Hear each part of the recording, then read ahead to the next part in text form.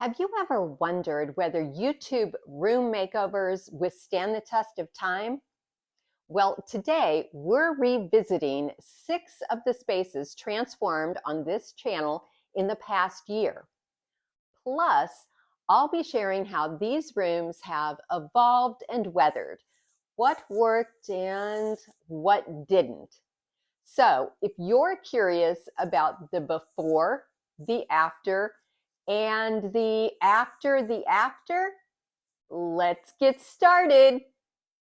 After I purchased a new William Morris pattern comforter last winter, I decided to give my entire bedroom a refresh. I had upcycled 2 old oak bookcases in a previous bedroom makeover, but I had been wanting to upgrade them to give them a more built-in appearance. I cleaned the bookcases really well with liquid sandpaper and then rolled and brushed on a bluish-green paint called Cattails by Dutch Boy. I took the shelves out to my garage so that I could roll both sides at one time and prop them up on painter's pyramids to dry. To give the bookcases that built-in look, it was necessary to remove the baseboard on the walls beside and behind the bookcases. I wanted the bookcases to reach the ceiling, so I decided to build a booster box for the bookcases to sit on. I took my measurements to Lowe's and had them cut 2 1x10s to the sizes that I needed. I gave it a light sanding to remove any rough spots, and then I sprayed it with my favorite Zinsser primer. Once the primer was dry, I rolled on the same blue-green paint. I placed the booster boxes against the walls where I had removed the baseboards, with the open side towards the floor, and then I lifted the bookcases to sit on top of the boxes. I purchased 1 piece of crown molding, which I cut and attached to the front and inner sides of the 2 bookcases. I also purchased 2 pieces of cove molding, which I used to disguise the gap between the bookcase and the side wall. Then I filled in any remaining gaps between the trim and the walls with caulk, and once the caulk was dry, I painted the trim to match the bookcases. Once the new comforter was on the bed, it was obvious that I needed to change out the bright blue peacock patterned lampshades. I decided to trade out the farmhouse-looking lamps with more traditional brass ones that I picked up at the thrift store for just a couple dollars. I bought 2 inexpensive white drum lampshades and covered them with strips of cotton fabric to create a custom no-sew pleated lampshade. I've included the link for this project in the description box if you'd like to check out the full tutorial. I also wanted to update my wall decor and incorporate some additional William Morris patterns into the room. I ordered a package of wrapping paper from Amazon. I marked the center lines on these large frames so that I could line up the paper and keep the pattern symmetrical.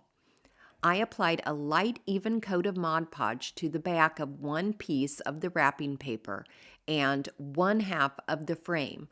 Then I lined up the edge of the paper with the center lines and pressed it in place, smoothing out the wrinkles as best I could. Once the wrapping paper was in place, I used a utility knife to trim the extra paper off of the edges, and then I waited for the Mod Podge to completely dry. Once it was dry, I lightly sanded over the wrapping paper using a piece of 220 grit sandpaper. This creates an aged, vintage appearance, so no one will guess it's just wrapping paper. For an easy way to update wall decor, just print out some vintage images from the public domain on large pieces of cardstock. Then remove the paper and backing from thrift store frames. Cut your images to fit your frames and then return the backing. Check out Wikimedia Commons or Flickr Commons for a vast selection of free images. To quickly and easily refresh this thrift store wood chest, I purchased a product called Restore Finish. You just dip a piece of superfine steel wool into this product and then scrub down your piece of furniture. Once the chest was fully cleaned, I applied some feed and wax beeswax to condition and protect the new finish. Just look at the difference. I always thought that this chest was a little short sitting at the foot of our bed, so I decided to add some little brass wheels to raise it up a bit. To attach the wheels, I popped off the metal casters and drilled a hole in the center of each leg. The wheels came with a large center wood screw, so I just twisted that screw into the drilled holes. Although the chest is only slightly taller, I love the elegance that the brass wheels add. I also wanted to incorporate this little table that I bought at the thrift store. I gave it a light sanding and then cleaned it really well with liquid sandpaper. I decided to paint the table with some light green acrylic enamel paint. I gave it 2 separate coats of paint, and when the paint was dry, I lightly distressed the edges with sandpaper. Using a wax brush, I applied some antiquing wax to the table. Then I applied clear wax to a rag and used that to wipe away most of the antiquing wax, leaving just a little behind in the decorative grooves. I love to swap out furniture from room to room for a fresh look, and since this floral chair was looking a little too modern, I swapped it out with this vintage wicker rocker that was in the spare bedroom. Those of you that have seen my previous bedroom makeover know that I have an oddly small window behind my headboard that I have been disguising with curtains. Now that the bookcases go to the ceiling, I can do what I always wanted to do, which is raise the curtains up to the ceiling. Those few inches make such a difference. And now for something else unexpected.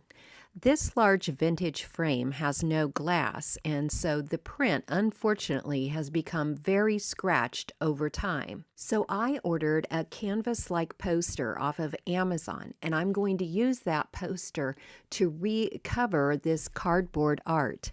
I pried up the staples, removed the cardboard, took it outside, and sprayed it down with spray adhesive.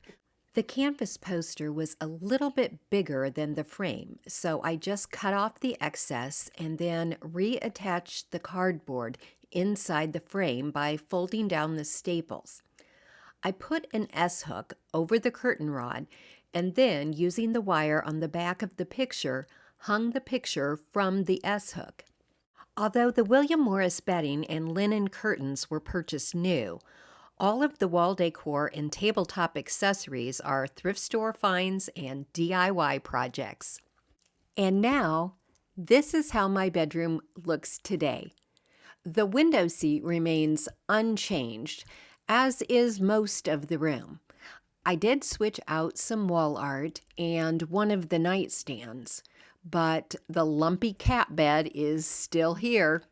In a previous video, I traded out a chair for this upcycled bench, and my husband still insists on keeping a coat rack in the bedroom for his worn but not dirty clothes. I've also changed out the decor on the fireplace mantle and added a big dog bed on the floor. Let's start with a tour of how my upstairs hallway looks right now. As you come up the stairs, there is a large picture gallery of thrift store bird prints. There's nothing really terrible about my upstairs hallway. It's just boring. So I wanted to see if I could turn it into something really special. I decided to install a large wallpaper mural on the main wall. So I needed to remove my curtain rods, my switch plate covers, and all of my wall decor. I chose to use peel and stick wallpaper because it's super easy to remove when you grow tired of it. I ordered a landscape mural based on a famous oil painting from a company called Ever Wallpaper. The sheets are already pre-cut to be just a few inches longer than the length of my wall. I measured the width of the panels. Then I measured that distance from the corner and made a mark that was half an inch less than my wallpaper width. I used a level to draw a straight vertical line at that spot, and that is where I lined up my first piece of wallpaper. Peel the backing down about 12 inches off of your first strip of wallpaper and line it up with your straight line. Continue unpeeling and sticking the wallpaper to the wall. Press it firmly against the wall and smooth out any bubbles or wrinkles as you go. Unfortunately, I had to cut around a window with my very first piece. First, I cut off a large rectangle covering the window, and using a utility knife, I cut a diagonal slit in the paper covering the corner of the window frame. This allowed me to smooth out the wallpaper above and beside the window. Then I repeated the process for the bottom corner of the window frame. To hang the second panel of wallpaper, I peeled the backing down about 12 inches from the top and then lined up the pattern with the first piece of wallpaper. And then I had to cut around the window yet again. Once I got around that window, I was very relieved to have two straight panels to install before having to work around the second window. I waited until I had the wall completely covered before I started cutting away most of the extra wallpaper. You might also want to use your wallpaper smoothing tool to help you cut straight lines. I absolutely adore how this wall mural turned out. I wallpapered over the plastic anchors for the drapery hardware, so it was very easy for me to reattach it. However, I did splurge on some new curtain rods. Using curtain rings adds length to your drapes, allowing you to hang your curtain rod higher on the wall, which will make your window look even bigger than it actually is. Now I needed to redecorate the small landing to coordinate with the new wallpaper mural. I took a bookcase from one of the bedrooms and painted it with some brown paint that I already had. To decorate the top of the bookcase, I created a display of thrift store cloches and added a topiary and some old science books. To stage the bookcases, I used a pile of distressed books and some old encyclopedias. I like to vary the height of items on bookshelves by placing taller items like artwork in the back and smaller items in the front. I also like to add some greenery or flowers to bring in a pop of color and add some highly textural elements such as pine cones. I am so pleased with this room transformation because now my hallway is not just a pass-through, it's a destination.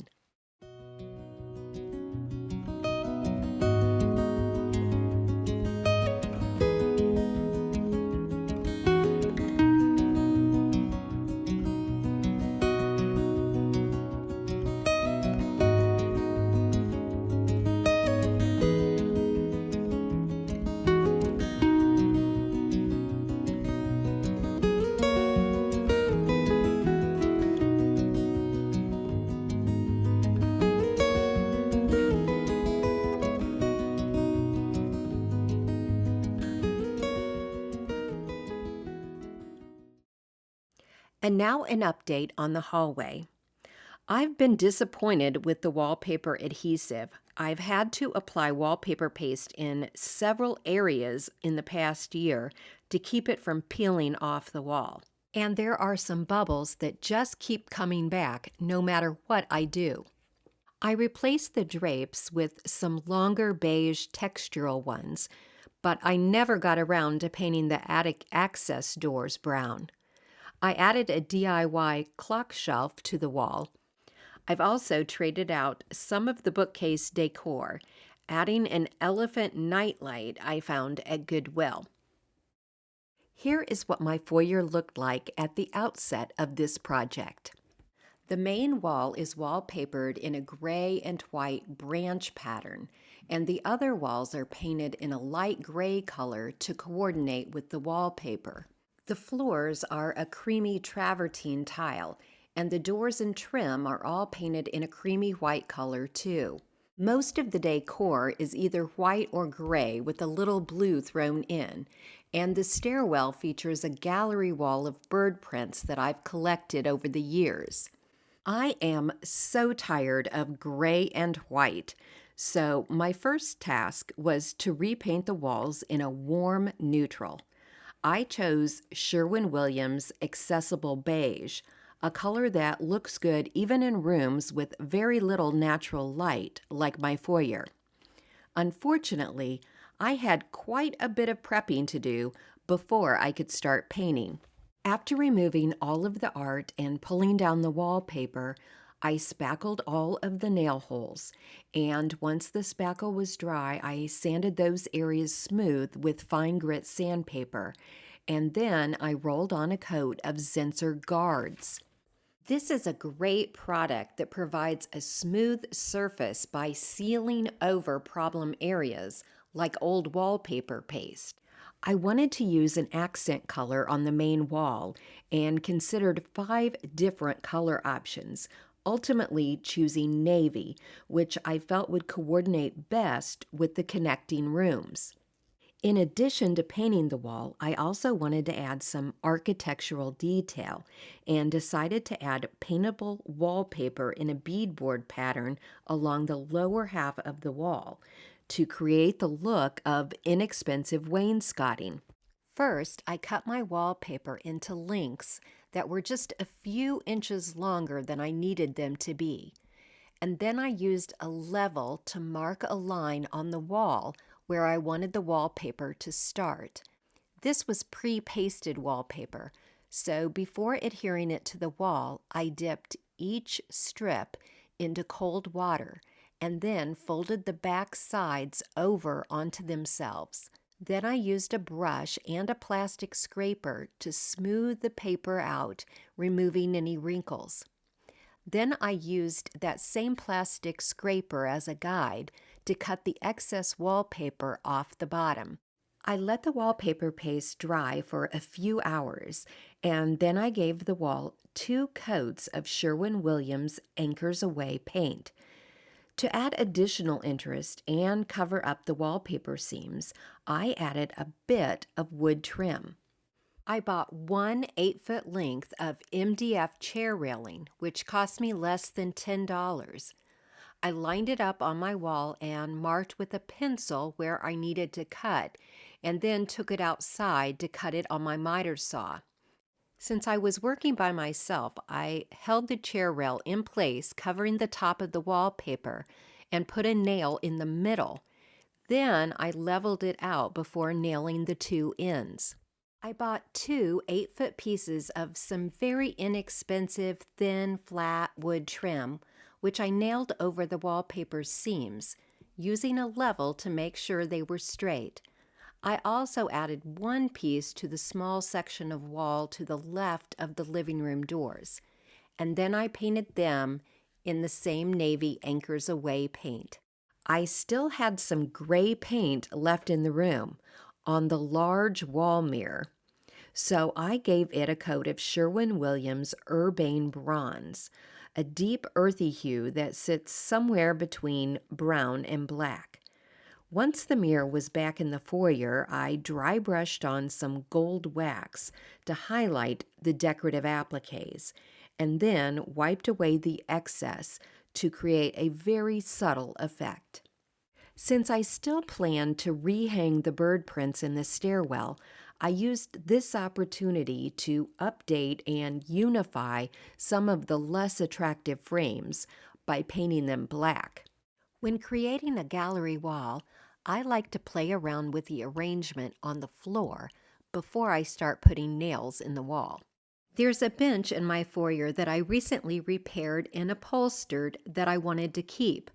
I also wanted to keep this vintage cabinet, but the distressed white paint needed an update. I gave it 2 coats of a light green paint that I had on hand, and I'm not loving it, so I have plans to repaint it, maybe in urbane bronze. I currently have an all-glass chandelier, which I still like, but I was ready for a change and thought a bronze fixture would add to the warmth of the new color scheme. Moving on to the floor, I traded out my blue and white rug for a larger, more colorful one.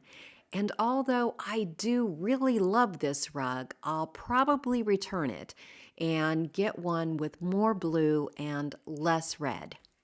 With all the major pieces now in place, I hunted through my stash of thrift store accessories to stage the top of the cabinet. I think my foyer is so warm and welcoming now.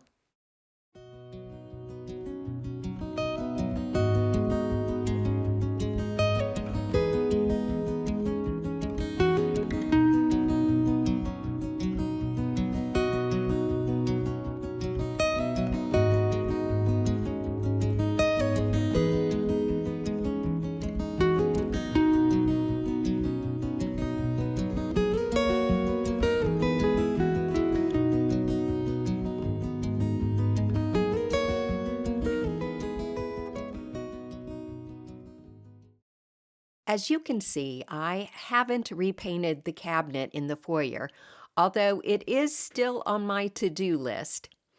I did return the red rug for a blue one that coordinates better with the bench upholstery.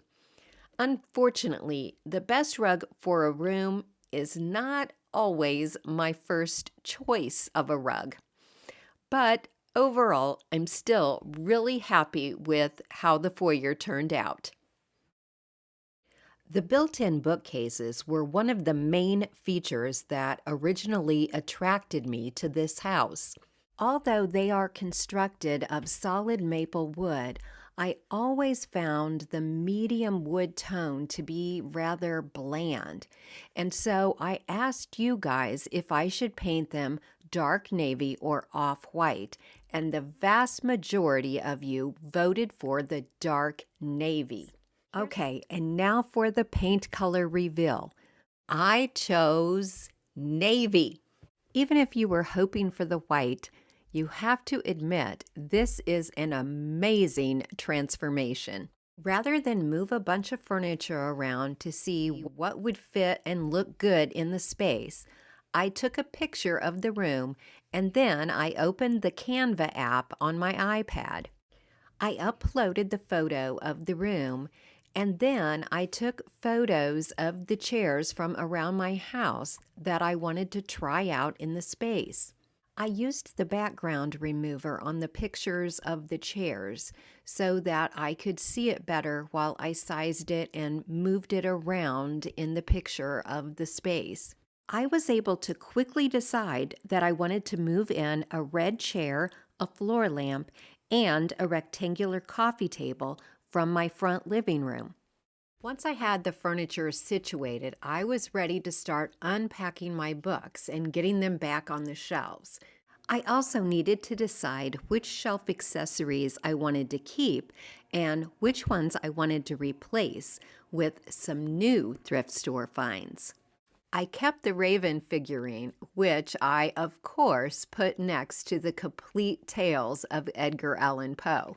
I also returned a school-themed vignette to one of the cubbies.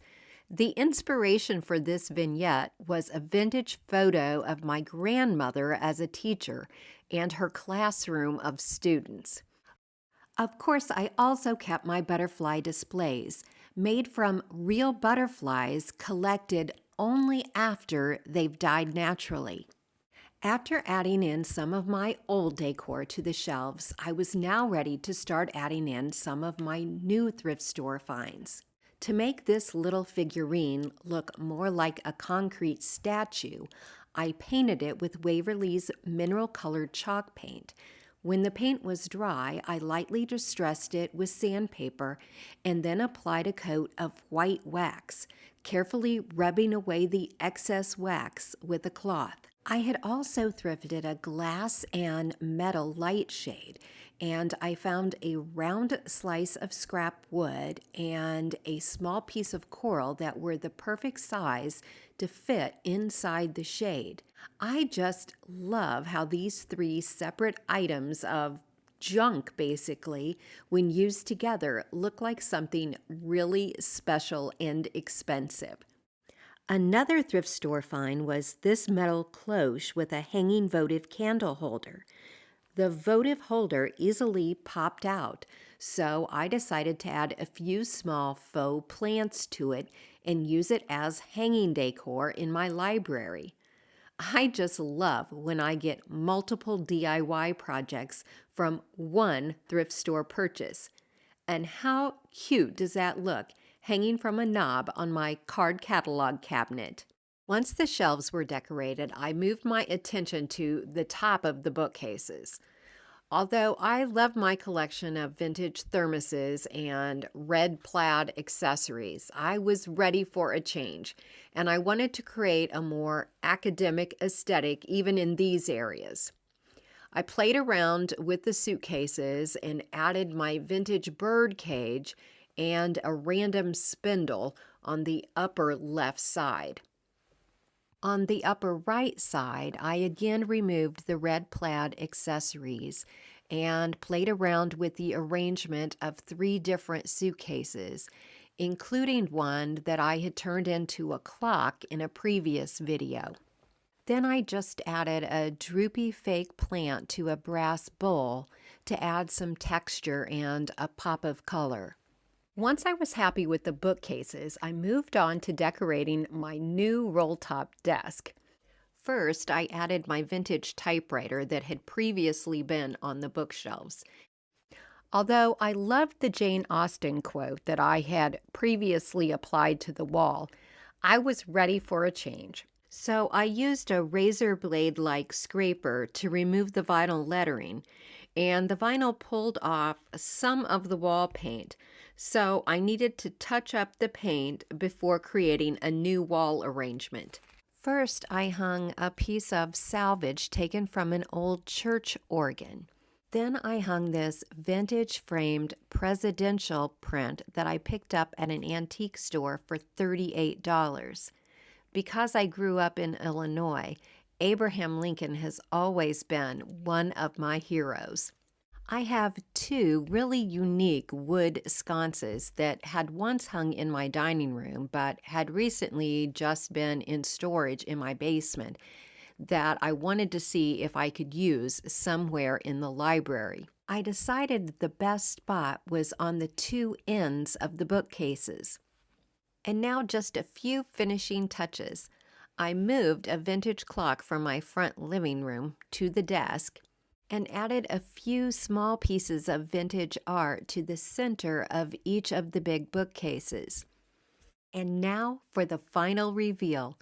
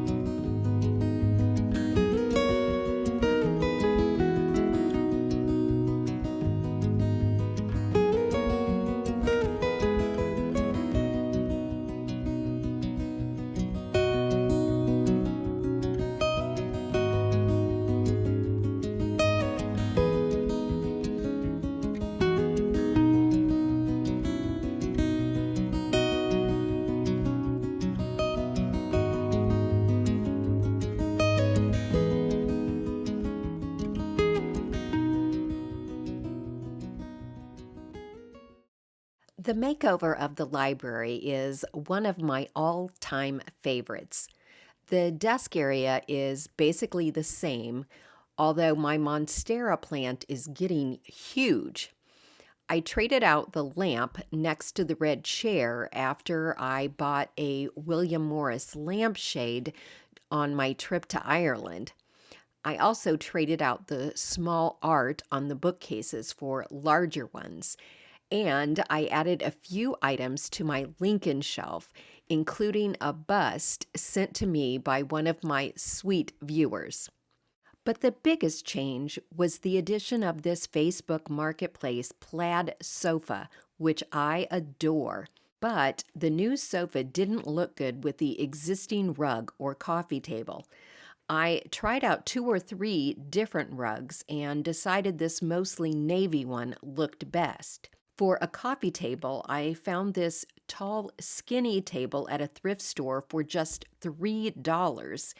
It was pretty scratched up, but a little Restora finish made a huge difference. And now for the kitchen makeover.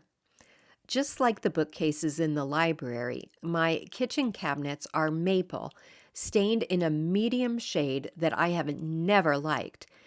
When we first bought this house, I planned on painting the cabinets right away, and I did paint the island dark gray, but I kept putting off painting the other cabinets in favor of less time-consuming projects. So I finally hired a professional painter to spray the cabinets. It took longer to tape and paper everything off than it took to spray all of the cabinets. I decided to go with a two-tone kitchen. I painted the uppers in a creamy white to coordinate with the woodwork in the connecting family room. And I painted the lowers with the same navy blue paint I had used on the bookcases in the library. Rather than buying all new knobs and handles, which would have been quite pricey, I decided to age some solid brass ones that I already had. The first step in aging brass is to remove the protective lacquer coating. Soak your knobs or handles in acetone or nail polish remover for about a half an hour. Then the lacquer should rub right off. At this point, you can let the handles age naturally, or you can speed the process up by submersing them in brass ager for about a minute. If you get them too dark, you can easily remove some of the tarnish with a metal polish like Brasso. But I love how mine turned out. I think it is just such a classic and classy look. I have always wanted a brick backsplash. So, for an inexpensive and easy option, I ordered some sample 3D brick peel and stick tiles. I really wanted the red ones, but I settled on the brown ones because I felt like they coordinated best with my multicolored granite countertops. First, I cleaned my existing tile backsplash really well with a degreaser. I planned my layout and decided that in this particular area it was best to start with a tile in the exact center. I peeled the backing off of the first tile and adhered it to the wall, and then I peeled off the backing of the second tile, lined up the seams, and adhered it to the wall. I went over the tile, scraping it to make sure that it was firmly applied to the wall. When I had a tile that needed to be cut, I first cut off the majority of the extra tile with a pair of scissors. Then I removed the backing and firmly adhered the tile to the wall. Then I came back in with a sharp utility knife and cut away any other extra tile that was remaining. I knew the most difficult part of this project was going to be working around the corbels of my range hood.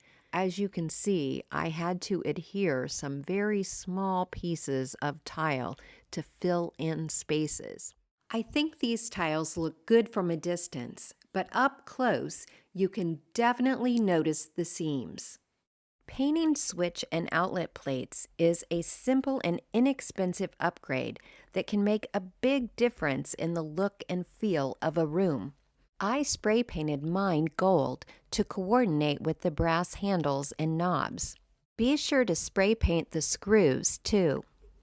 I painted my built-in china cabinet all white, and it was looking so fresh and bright with all of my strawberry dishes, so I wanted to create some strawberry art to hang on the walls.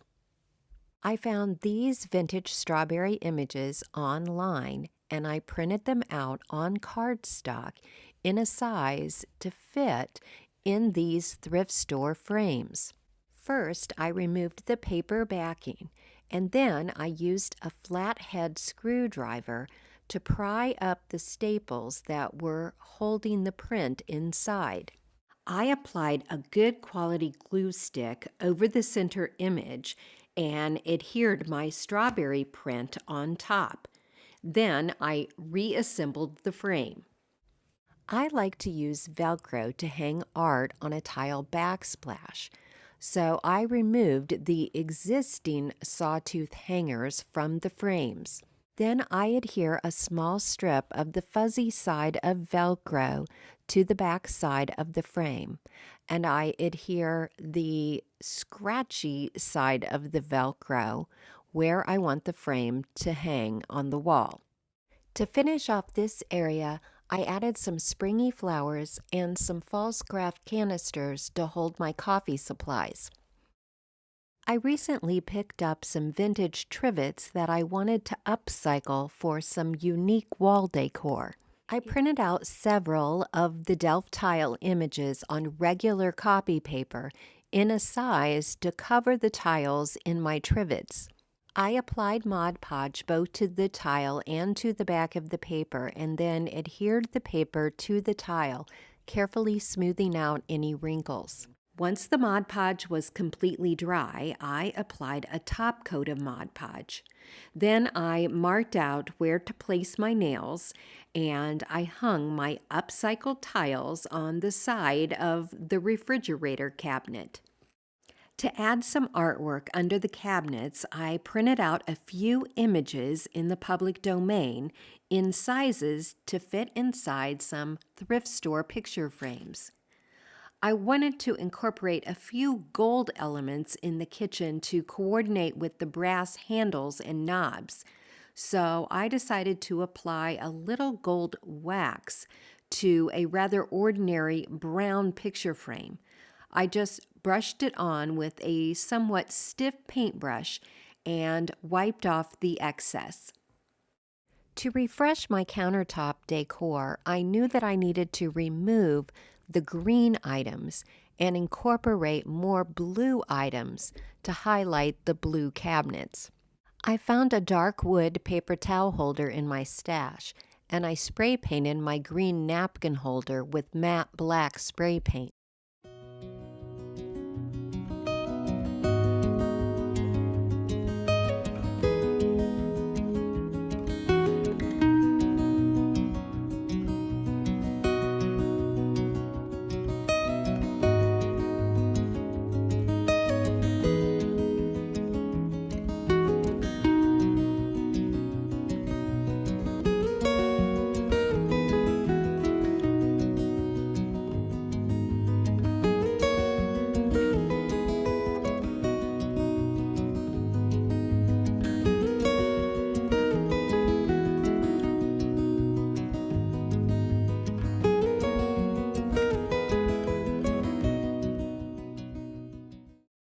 I've made a few changes to the kitchen in the past year, most notably new bar stools. I had owned the previous bar stools for several years, and they were very farmhouse in style and clashed with the new library decor. I haven't yet changed out the peel and stick backsplash, though, mostly because I want real brick, and removing the existing tile, replacing the drywall, and installing new brick is a huge job.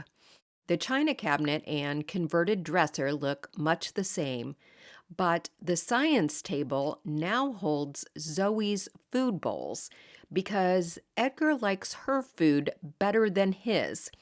Any suggestions for something else I could do? My youngest son recently moved out, so my next room makeover is already in the works. I'm really excited to inject my style into this mostly empty bedroom. Be sure you're subscribed with notifications turned on so you don't miss what is sure to be a huge transformation. Thank you so much for watching today, and Happy New Year!